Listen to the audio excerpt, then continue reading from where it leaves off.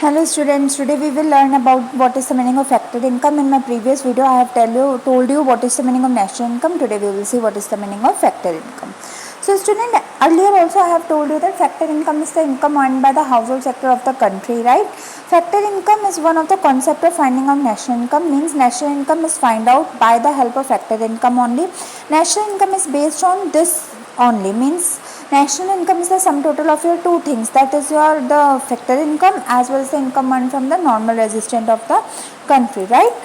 Then factor income is gained by the household sector. It is gained by the household sector and it is given by the producer sector. There are two sectors of the economy which is related in the factor income, that is household and producer. Otherwise there are four sectors of the economy, that is household, producer, government and your rest of the world sector, right? So this is gained by household sector, and who pays it? This is paid by house producer sector. This is defined as the payment given by the producer sector to the household sector for the services rendered to them by household sector.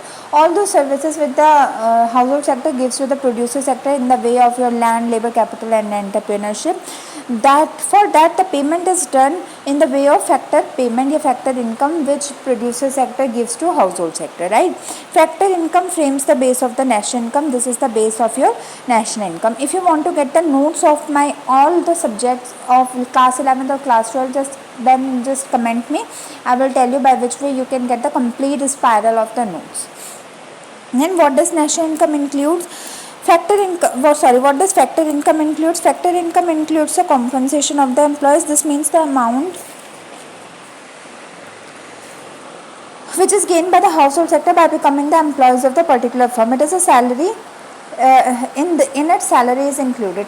Like labor is there now, what the labor get? They get wages or salary, so that is included in the compensation of employees. Then second is rent. It means the charge got by the household sector if they give land for the personal or private use for the firm. If the land, labor, capital and entrepreneur are the four factors of protection now. So if they give the land, who gives? Household sector gives the land to producer sector, then they get the rent in return of this service. Then interest, it means the amount received by the household sector for the use of their capital by producing unit.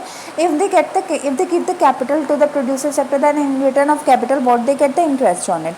And fourth one is your profit. It means the amount received by the household for the use of their entrepreneurial skills by the producing unit. If the idea the entrepreneur gives to the producer sector, then in return they also get their profit. So we can say that the factor income is the sum total of your compensation of employees, rent, interest and profit.